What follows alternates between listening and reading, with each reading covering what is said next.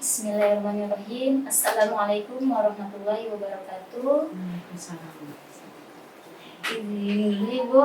Alhamdulillah, alhamdulillahirrahmanirrahim. Kita ucapkan puji syukur. Kita masih diberikan kesehatan, kesempatan, sehingga kita masih bisa menjalankan ibadah puasa di bulan suci Ramadan ini. Salawat berikan salam tak lupa kita ucapkan buat Nabi kita Nabi Muhammad sallallahu alaihi wasallam. Allahumma sholli ala sayyidina Muhammad wa ala ali sayyidina Muhammad. Baiklah teman-teman Facebook, IG, Instagram dan teman-teman YouTube, semoga senantiasa selalu dalam kesehatan dan keberkahan di bulan suci Ramadan ini. Baiklah, saya Siti Rohayati dari KNRT Kepulauan Riau. Di sini kembali lagi di ngobrol inspirasi yang keempat, dan insya Allah kita udah datangkan nih ibu inspirasi kita pada sore hari ini. Jadi teman-teman tetap stay tune ya. Nah, kami dari KNRP Kepulauan Riau ingin mengajak teman-teman mengingat kembali bahwasanya terjadi dini hari tadi telah terjadi di Gaza, di saudara-saudara kita di Gaza terkena rudal Zionis Israel pada dini hari tadi. Jadi untuk teman-teman di bulan suci Ramadan ini, ayo kita siapkan infak terbaik kita, donasi terbaik kita untuk saudara-saudara kita yang berada di Palestina dan sekitarnya. Nah, di sini dari KNRP Kepulauan Riau ada beberapa paket donasi. Yang pertama itu ada paket donasi buka puasa untuk saudara kita Palestina, yaitu senilai Rp100.000. Yang kedua ada paket bingkisan Ramadan untuk saudara kita Palestina, itu ada Rp500.000. Yang ketiga ada paket bingkisan Lebaran untuk saudara kita juga di Palestina, itu ada Rp500.000. Yang keempat ada untuk yatim duafa, itu Rp350.000. Dan yang kelima itu ada sedekah yang tidak dibatasi, infak yang tidak dibatasi untuk saudara-saudara kita di Palestina. Jadi ayo kita siapkan infak terbaik kita untuk saudara-saudara kita di Palestina, karena mereka adalah saudara kita, adik kita. Dan jangan lupa senantiasa kita harus selalu langitkan doa untuk saudara-saudara kita, karena mereka adalah bagian dari tubuh kita. Jika sebagian dari tubuh kita sakit, maka sebagian tubuh yang lainnya juga akan merasakan sakit. Jadi ayo teman-teman, kita berdonasi dengan donasi yang terbaik di bulan suci Ramadan ini. Bismillahirrahmanirrahim. Ibu, alhamdulillah, apa kabar nih Bu? Alhamdulillah, Masya Allah. Bersyukur aja Bu Siti bisa langsung dijumpain sama Ibu, sosok inspirasi nih, Masya Allah. Jadi, nah teman-teman, sekarang kita udah mendatangkan nih tokoh inspirasi kita, yaitu Ibu Ismi SPD Out selaku DPRD Kepulauan Riau. Ibu Kota Tanjung Pinang, Masya Allah, mohon maaf, jadi DPRD Kota Tanjung Pinang, Ibu Ismiati SPD Out. Nah teman-teman, tetap stay tune ya, karena insya Allah kita bakalan mendapatkan nih inspirasi baru dari tokoh kita yang hadir pada saat sekarang ini, Masya Allah ya Bu. Nah, Ibu Ismi, Siti, alhamdulillah Ibu sehat ya Bu. Alhamdulillah. Nah, sedikit nih Bu ingin mencari informasi-informasi ataupun ingin dapat nih nasihat-nasihat dari Ibu yang memang sangat inspirasi, khususnya untuk kaum milenial nih Bu, untuk kaum milenial. Nah, jadi gini Bu, alhamdulillah ya Bu. Mungkin kalau nanti Siti ada salah mohon diluruskan ya Bu. Nah, Siti ingin, alhamdulillah udah 2 periode ya Bu. 3 periode, Masya Allah. Jadi kurang lebih sekitar 11 tahunan, Masya Allah. Nah teman-teman, jadi Bu sekitar 11 tahunan Ibu sudah berkecimpung di dunia politik ya Bu, Masya Allah. Jadi menjadi penyambung atau aspirasi suara rakyat gitu ya Bu. Jadi sebagai politisi perempuan Ibu, apa sih tantangannya dalam menyuarakan hak perempuan gitu Bu di parlemen gitu Bu? Bismillahirrahmanirrahim. Assalamualaikum warahmatullahi wabarakatuh. Waalaikumsalam. Dan pemirsa di rumah ya. Iya, Ini hari Ibu. hujan itu banyak di rumah. Saya koreksi sedikit untuk terjun di dunia politik. Sebetulnya saya sudah sejak tahun 1999. Masya Allah. Saya jadi belum ada lahir ya. Iya, udah bertahun ya. Jadi waktu itu kita sebelumnya aktif di kampus, dalam kampus, kemudian ikut suami nih ke Tanjung Pinang. Ketika itu tahun 99, teman-teman yang dulu di di dalam kampus tuh bikin partai keadilan. Nah gabung tuh gitu ya. Dan untuk menjadi dewanya itu memang sejak tahun 2009, jadi hari ini mungkin sekitar 11 tahun lebih ya kita periode. Tentu itu tak lepas dari pertama adalah tentu saja dukungan dari masyarakat sehingga kita ada di DPRD dan sampai periode ketiga gitu, berarti kan dukungan masyarakat mengalir. Nah kalau terkait dengan tantangan, tentu tantangan itu kan yang bikin asik ya. Untuk perempuan sendiri sebetulnya kalau di Tanjung Pinang itu tidak ada dikotomi yang berarti untuk peran politik perempuan ataupun laki-laki. Mungkin karena sejarahnya kita ini memang juga peran perempuan di Kepulauan Riau ini, khususnya kalau dulu itu di Kerajaan Melayu Lingga ya, itu memang sudah mendapatkan tempat dari dulu, jadi masyarakat juga sudah terbiasa. Nah terkait tantangan mungkin lebih pada kapasitas kita ya, ketika kita menjadi orang yang mewakili masyarakat, tentu kita harus punya kapasitas untuk itu, mewakili masyarakat. Maka justru tantangan itu menjadi peluang. Tantangan yang ada yang dari masyarakat, apa yang dititipkan oleh masyarakat ke kita, itu yang akan kita komunikasikan bersama teman-teman bersama pemerintah. Jadi kalau dibilang tantangannya, saya mungkin mengatakan tantangan itu boleh tidak ada gitu ya, karena semua menjadi peluang gitu.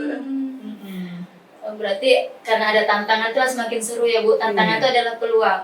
Nah gimana tuh Bu, kalau kita kan biasanya menganggap suatu tantangan itu adalah hal yang menakutkan gitu Bu, bagaimana kita bisa mengubah seperti mindset kita untuk mengubah suatu tantangan itu bisa menjadi peluang tadi gitu Bu.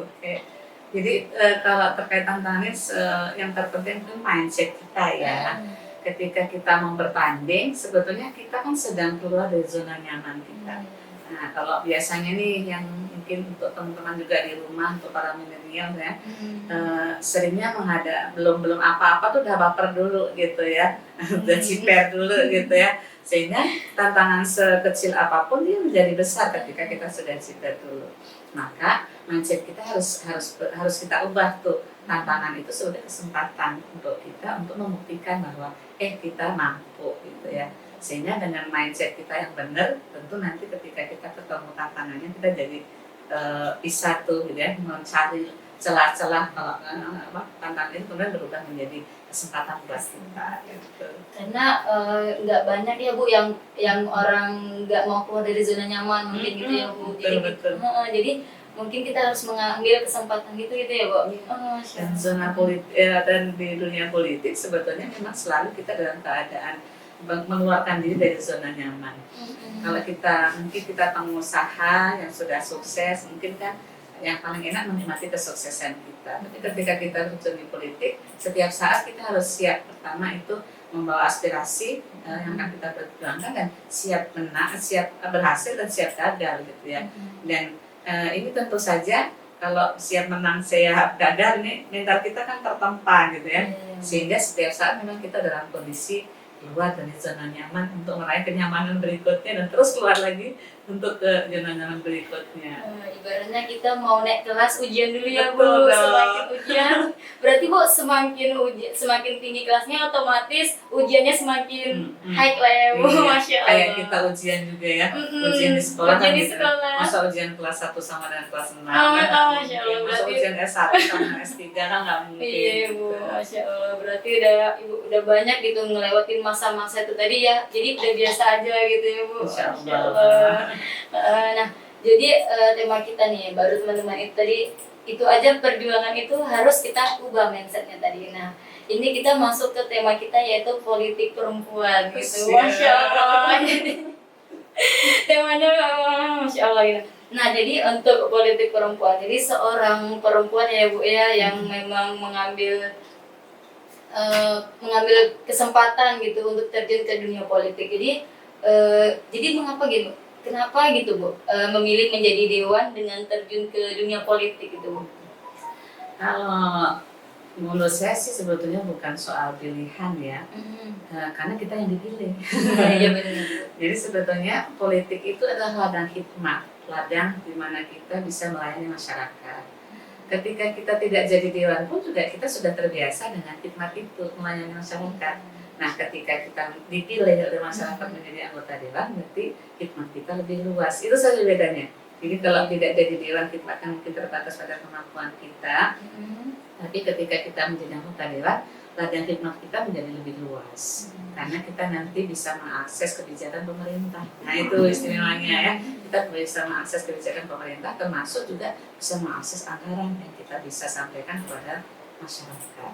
Jadi dan keseharian sebenarnya kita semuanya berpolitik loh. Keseharian. Gimana?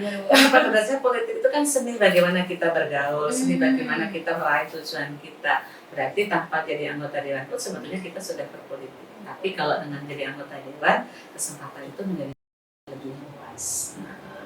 Masya Allah, jadi untuk mengajak inspirasi. Nah, jadi menjadi Ibu juga menjadi pembisnis kan ya Bu? Masya Allah, semoga selalu berkah Bu. Amin, amin, ya Rabbal Dan Alamin. jadi menjadi seorang pembisnis nih Bu, dan menekuni dunia pendidikan juga kan Bu. Ibu SPD, Masya Allah, pendidikan sarjana pendidikan, Anak usia dini. dan terjun ke politik, Masya Allah. Jadi menjadi pembisnis dan menekuni juga di dunia pendidikan ya Bu. Dan sebenarnya gimana tuh Bu, motivasinya Ibu gitu supaya juga semoga dapat mewakili pertanyaan teman-temannya di rumah gitu. Motivasi Ibu gitu tadi berbisnis, baru menekuni dunia pendidikan, tapi juga terjun ke dunia politik gitu. Ini sebetulnya alasannya sangat pribadi motivasinya ya. Masya Allah. Ya, jadi sebenarnya ketika kita sama, ketika kita hidup kan kesempatan hidup cuma satu kali saja gitu, dan semua kita dikasih oleh Allah potensi, dan setiap kita potensinya berbeda. Dan ketika Allah memberikan potensi dalam hal ini, kenapa kita tidak manfaatkan? Jadi sebetulnya dunia politik, dunia bisnis, dunia pendidikan yang kita tekuni itu tidak lepas dari pelayanan kita sebenarnya, perkhidmatan kita, atau sebenarnya memperluas ladang manfaat agar keberadaan kita ini bisa memberikan manfaat kepada yang lain gitu ya. Dan saya memahami bahwa tingkat kesalehan seseorang itu ketika dia sudah bisa memberikan manfaat pada sesamanya ya. Kalau bahasa Arab ini nafiun lighairihi, jadi bermanfaat bagi selain dirinya gitu ya. Jadi semakin banyak ladang khidmat kita, semakin luas pelayanan kita, berarti semakin kita memberikan manfaat. Jadi kalau ditanya motivasi, yang paling pribadi ya ingin memberikan manfaat, biar apa yang Allah berikan itu nggak sia-sia, tapi bisa memberikan manfaat kepada orang yang lebih banyak lagi. Kembali ke niat lagi, intinya untuk mendapatkan ridho Allah SWT. Masya Allah. Nah, jadi gitu teman-teman, kembali lagi ke niat kita, sehingga jika niat kita udah karena Allah, insya Allah yang lainnya itu menyesuaikan gitu ya Bu. Masya Allah, Ibu adalah seorang pembisnis dan juga menekuni di dunia pendidikan, dan juga Masya Allah terjun ke dunia politik gitu tadi ya Bu. Dan gini Bu, pasti Ibu adalah wanita karir ya Bu ya, Masya Allah. Jadi Ibu adalah seorang pembisnis, Ibu juga seorang yang menekuni dunia pendidikan dan juga terjun ke dunia politik. Otomatis dapat dikatakan ya Bu memiliki kesibukan yang padat gitu ya Bu, Masya Allah. Nah, jadi mungkin dapat bermanfaat nih Bu untuk teman-teman milenial gitu, bagaimana untuk dapat manajemen waktu Bu. Dan kita juga menjadi politik perempuan, kita perempuan menjadi seorang ibu ya Bu, menjadi istri, menjadi seorang ibu. Masya Allah, anaknya 5, Masya Allah Bu Isma anaknya 5, dan begitu padat jadwalnya. Yuk kita cari tahu apa sih gitu, gimana triknya Bu Ismi sehingga bisa sampai sekarang ini yang bisa menginspirasi kita. Jadi sebenarnya ini sama, kita semua dikasih waktu oleh Allah tuh 24 jam. Mau kita pakai apapun tuh sebenarnya ya 24 jam. Mau di rumah saja itu menghabiskan juga waktu. Jadi intinya bahwa dalam manajemen waktu kita mesti membuat semacam skala prioritas ya. Saya pikir juga tidak ada orang yang bisa menjadi superwoman yang bisa mengerjakan semua urusannya. Jadi ketika kita memang sudah berazam atau bertekad untuk memberi manfaat kepada yang lainnya, tapi kita juga tidak menghilangkan peran kita ya sebagai kerangka dasarnya bahwa kita adalah seorang ibu, kita seorang istri, yang tentu saja berbijaknya kita dari situ baru kita bisa pergi keluar. Nah, jadi kalau itu berarti rapikan dulu keluarganya gitu ya. Meski kalau tugas istri itu kan 2 aja sebenarnya ya. Pertama melayani suami, kedua mendidik anak gitu ya. Dan dalam hal ini berarti komunikasi kita dengan suami. Nah, Anda kalau suami mengizinkan, itulah yang menjadi dasar buat kita untuk bisa kokoh di luar. Kalau kita nggak diizinkan suami, kita nggak mungkin loh bisa kemana-mana gitu ya. Itu dasarnya. Karena memang keluarnya kita dari rumah bukan untuk menyaingi suami. Kita justru ingin mendapatkan itu suami untuk bisa memberikan manfaat pribadinya. Terus mendidik anak, alhamdulillah memang kita banyak dibantu oleh sekolah-sekolah ya. Sekolah anak saya itu ada di kalau SD-nya dulu di SD Min yang pertama, anak kedua, ketiga, keempat itu di SD Al Madinah. Jadi saya juga mengucapkan terima kasih kepada Al Madinah gitu ya. Lalu yang kelima itu di As-Sakinah. Nah, alhamdulillah kita banyak dibantu oleh sekolah-sekolah Islam. Kemudian juga ketika mereka sudah lulus SD kita pesantren. Baru sekarang ini aja ngumpul di rumah karena pandemi ya. Jadi serumah tuh bertujuh, anaknya 5. Sama ibu sama bapak ya, jadi tertuju. Tapi intinya adalah keluarga inilah yang mendukung kita untuk bisa keluar. Nah, selebihnya adalah bagaimana kita mengatur semuanya karena waktunya sama. Jadi kembali ke prioritas. Kalau ketika kita sedang kalau di dewan itu kan aktivitas yang diikat dengan jadwal untuk rapat-rapatnya. Tapi selebihnya kan kita harus ngomong ke masyarakat. Berarti sebetulnya 24 jam juga kerjanya anggota dewan itu. Cuman ya alhamdulillah kan nggak ada juga yang ketok-ketok jam malam gitu. Alhamdulillah. Kemudian untuk pebisnis juga begitu. Cuman kalau bisnis kita mau konsentrasi di bisnis, tentu nanti peran kita di yang lainnya nggak maksimal. Jadi bisnisnya berarti juga harus dipercayakan kepada orang lain untuk menjadi mitra kita. Selain juga membuka peluang pekerjaan bagi orang lain, juga membuka peluang orang juga untuk lebih baik gitu ya, untuk bisa lebih paham dan mana tahu ilmu itu akan bermanfaat. Jadi memang harus punya support system lah menurut saya ya, supaya yang akan membantu kita, bisnis kita tetap jalan. Bisnis kita kok bisa ada di mana-mana walaupun orangnya kemana-mana gitu. Nah itu benar. Terus kemudian pendidikan ya, kita mengelola pendidikan dari TK sampai SMP, insya Allah SMA untuk tahun ini kita buka. Nah, tentu kita nggak kerja sendirian, tentu ada kita bersama pengurus yang lain membuat satu pengurusan yang solid sehingga semua pekerjaan itu bisa dibagi. Jadi sebenarnya manajer yang baik itu adalah orang yang bisa membagi pekerjaan habis gitu ya, yang tinggal ngontrol aja. Jadi kalau di yayasan pendidikan kita tinggal ngontrol sambil memantau-mantau atau memberikan ide-ide apa yang mau kita lakukan. Nah jadi sebenarnya sama kan waktunya kan, artinya mana yang lagi prioritas lah. Kalau lagi memang prioritasnya di pendidikan, tentu kita support pendidikan ini dulu. Kalau lagi memang misalnya harus rapat-rapat di dewan, ya kita akan menggunakan waktu kita di dewan. Nah sekarang hari ini saya di sini, gitu kan? Iya benar Bu. Berarti kan saya harus berlagi di sini dan alhamdulillah aktivitas yang lain juga sedang tidak ada. Jadi, alhamdulillah di sela-sela waktu itu ternyata memang sebetulnya walaupun sama-sama 24 jam, kalau kita gunakan dengan sebaik-baiknya banyak manfaat yang bisa kita beri. Jadi waktunya lebih produktif ya Iya, Bu. betul. Ada sedikit aja langsung diundang ke KNRP, jadi penuh padat lagi. Sedikit aja luang nanti diundang ke sini, Masya Allah Bu. Jadi kembali lagi memang sebagai manusia yang bermanfaat bagi orang lain ya Bu, berarti lanjut. Karena tadi ya Ibu pembisnis, karena yang memang nggak dikerjakan sendiri, tetapi kita juga membuka lapangan pekerjaan. Kembali lagi ke bermanfaat untuk orang lain dan menjadi manajer yang baik adalah yang bisa membagi habis pekerjaan. Jadi tinggal kontrol ya Bu. Nah, betul. yang bercita-cita ingin menjadi manajer bisa dicatat. Inspirasi sore ini dari Bu Ismi. Nah, untuk yang nanti mau pembisnis dan lain sebagainya, nah stay tune di sini. Jadi gini dong Bu. Untuk tadi udah jadwal pada dan semua masa-masa produktif. Jadi ada nggak Bu kalanya kita itu merasa capek gitu Bu? Manusiawi Nah, dong. manusiawi. Nah, iya.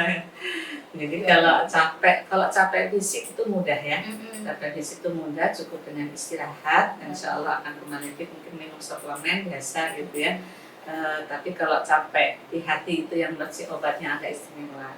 Jadi kalau saya biasanya kalau lagi capek hati, mungkin banyak diam, mungkin banyak dikir dan kemudian banyak membaca Quran.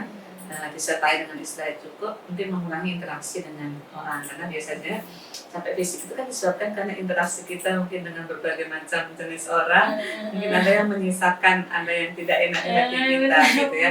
Jadi kembali ke pangkalan istilahnya, kembali ke markas ya, kembali ke markas untuk introspeksi, banyak istighfar, dan kemudian tadi banyak tilawah, banyak curhatnya sama Allah gitu kan. Insya Allah kembali fresh dan kita bisa kembali keluar dengan wajah yang cerah lagi. Karena kalau kita keluar dengan wajah kusmas saya pun juga nggak ada manfaatnya gitu kan. Jadi kalau bisa orang lain tidak melihat wajah kita yang kusut. Masya Allah. Jadi orang lain harus taunya bahagianya aja, menebar kebahagiaan aja. Ya Ibu ya. Enggak, kita harus menampakkan kesusahan, bahwasanya kita harus menebar kebahagiaan. Kembali lagi gitu, menebar sebaik-baik manusia lagi. Nah, jadi Bu, untuk para pemula nih Bu, para millennials gitu Bu, kan bakalan yang millennials inilah yang bakalan menggantikan gitu, gimana coba Bu? Ya, saya sangat senang loh kalau diajak ngobrol sama millennials, karena ketika saya melihat millennials itu seperti melihat harapan. Di generasi saya itu masih generasi peralihan ya, generasi dimana mungkin ada yang mungkin generasi old, kalau kita istilahnya kolonial gitu ya. Dengan jadi di usia saya peralihan, saya yang mengalami masa dimana mungkin dulu kita dipimpin oleh orang-orang tua dengan budaya tuanya, dan kita juga hari ini melihat sosok anak muda yang luar biasa. Maka saya kalau ketemu, jadi bisa disampaikan kepada yang lain, dan tinggal anak-anak muda bisa melanjutkan sehingga, dan subhanallah anak muda kita ini di usia ini dengan teknologi yang sangat canggih ya, itu kecepatannya luar biasa, jauh melebihi kecepatan kita pada zaman kita dulu gitu ya. Kalau saya di usia jelita, selang 50 tahun, dan saya sudah punya 3 anak milenials ya. Kalau yang 2 ya hampir-hampir gitu. Maka tadi ada pewarisan ya, ada pewarisan apa yang kita pahami, sehingga ketika anak muda itu sampai pada zamannya, dia sudah punya bekal pewarisan pemikiran itu dari kita. Sehingga kalaupun itu berbicara politik, maka politik yang mungkin menurut saya sudah kita rintis dengan baik, mudah-mudahan akan tersampaikan kepada para milenial ini yang kelak nanti akan jadi politisi-politisi juga. Kalau kita berbicara bisnis, maka bisa jadi kecepatan bisnisnya itu akan lebih cepat yang hari ini memang baru mulai itu. Jadi jangan khawatir dengan baru mulai. Generasi milenial ini ditopang dengan teknologi yang canggih, sehingga kecepatannya bisa melampaui, mungkin bisa 5 kali lipat dari kita yang kemarin belajar. Jadi kan cerita ini kan belajar tapi gerempet gitu ya. Tapi kalau untuk yang milenial dia bisa cepat. Nah, jadi sebetulnya kalau anak milenial tinggal siap untuk belajar dan siap untuk berkembang. Jadi kalau belajar kan tinggal cari ilmunya saja gitu ya. Terus melihat sosok-sosok yang sukses, nilai sukses, duplikasi. Nah, duplikasi akan pernah dilakukan oleh orang-orang yang sukses, dan kemudian tinggal nambahin aja kan, diferensiasinya apa gitu ya. Dalam bisnis juga begitu. Lihat orang sukses, seperti apa mereka sukses, ditiru saja. Kemudian karena memang kalau bisnis itu kan harus ada diferensiasi ya, ada perbedaan sehingga orang layak untuk menjatuhkan pilihannya ke kita. Nah, kalau ini ahlinya nih kalau soal diferensiasi. Nah, tadi Bu. Jadi itu teman-teman. Jadi untuk sahabat-sahabat Palestina, teman-teman Facebook, Instagram, YouTube, Masya Allah ya gitu, sangat menginspirasi gitu Ibu hari ini. Dan untuk nasihat kita juga para kaum milenials ya yang tadi disampaikan oleh Bu Ismi, sangat bermanfaat gitu untuk kita semua gitu. Jadi Bu, untuk misalnya untuk teman-teman yang ada di rumah, sedikit nasihat Bu untuk Siti sendiri, untuk teman-teman, closing ini Bu, sedikit nasihat gitu, closing statement. Jadi anak muda ya, Iya, Bu. itu adalah penentu masa depan ya, karena dia penentu, maka jadinya penentu yang tentu saja membawa zaman ini menjadi lebih baik. Maka anak muda ini belajarlah apa saja, belajar politik, belajar bisnis, belajar apa saja, sehingga masa mudanya ini betul-betul bermanfaat untuk apa? Untuk ya kalau level pemula berarti untuk belajar, dan kemudian nanti ketika sudah harus take off gitu ya, dia sudah ibaratnya kalau orang belajar naik mobil itu udah gigi 4 gitu ya. Jadi itu belajar dari awal. Kemudian juga masa muda itu tidak berulang ya. kecepatan dalam belajar, kecermelangan dalam berpikir, fisik yang sehat dan dimiliki oleh teman-teman sekarang millennials itu tidak akan berulang di masa tua. Maka kalau tidak bisa memanfaatkan kesempatan hari ini, kita akan tertinggal. Nah, kemudian termasuk juga dalam bisnis ya. Dalam bisnis itu kalau bilang mau kan ini KNRP ini kan menyerukan untuk infak untuk saudara kita di Palestina gitu ya. Kalau mau banyak infaknya ini harus banyak bisnisnya. Ya, jadi kalau gitu berarti bisnisnya harus mulai dari kapan? Sekarang. Jangan nunggu besok aku mau bisnis. Sekaranglah saatnya untuk bisnis. Dari mana memulai? Nah, bergurulah kepada orang yang sudah bisnis. Jadi kan duplikasi. Oh, gitu insya Allah. Jadi mulai bisnis dari sekarang, mulai berpolitik juga dari sekarang, dan memulai kebaikan yang kita harapkan nanti kita bisa terlibat dalam kebaikan itu ya, kebaikan yang besar itu kan perlu dimulai dari kebaikan yang kecil-kecil. Jangan lupakan dengan kebaikan yang kecil-kecil itu dimulai dari sekarang, sehingga kalaupun nanti akhirnya teman-teman terjun di dunia politik ya sudah dikenal orangnya, sudah dikenal, jadi nggak instan ya, ini tiba-tiba jadi caleg memang siapa dia. Tapi kalau kita sudah terbiasa dengan amal-amal kebaikan, terlibat dengan kegiatan-kegiatan yang baik, kita dikenal sebagai orang yang sudah memiliki kontribusi kepada masyarakat, saya yakin dunia politik itu bukan hal yang sulit untuk diambil oleh milenial gitu ya.